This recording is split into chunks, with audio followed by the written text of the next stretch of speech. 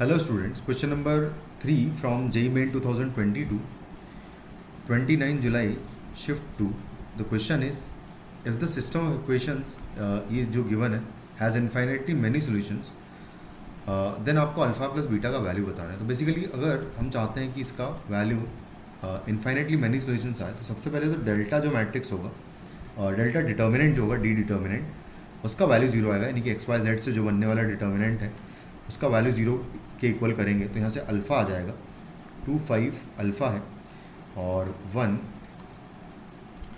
2 and 3 है, कुछ इस तरीके से है.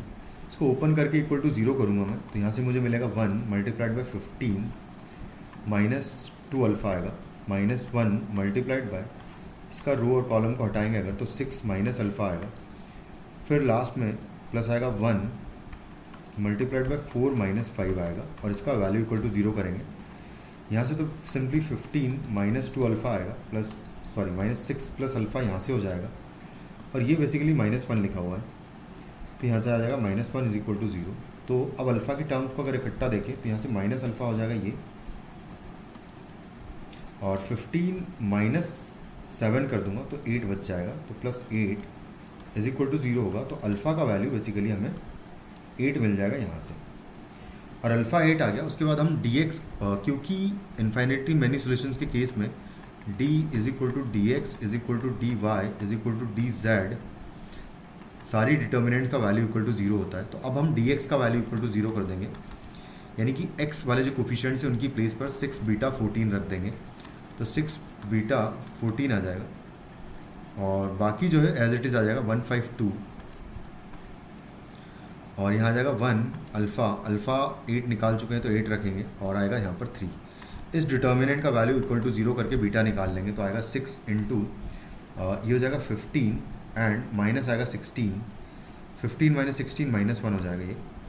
इसके बाद आएगा माइनस 1 मल्टीप्लाइड बाय इसका कॉलम और रो हटा देंगे तो आएगा 3 बीटा, और आएगा माइनस 14 इंटू 8 आएगा. फिर उसके बाद प्लस आएगा 1 मल्टीप्लाइड बाय इसका रो और कॉलम हटाएंगे अगर तो आएगा 2 बीटा, और आएगा 14 इंटू 5 आएगा, और ये इक्वल टू है ज़ीरो.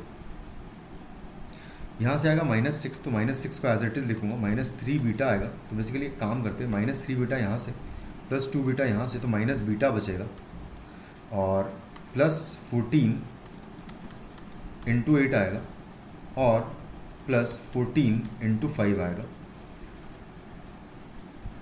तो यहाँ से आ जाएगा बेसिकली इसको हम, ठीक है करेक्ट है, तो प्लस आ जाएगा 14 इंटू 5 यहाँ से, और यहाँ से माइनस 14 इंटू 5 आएगा.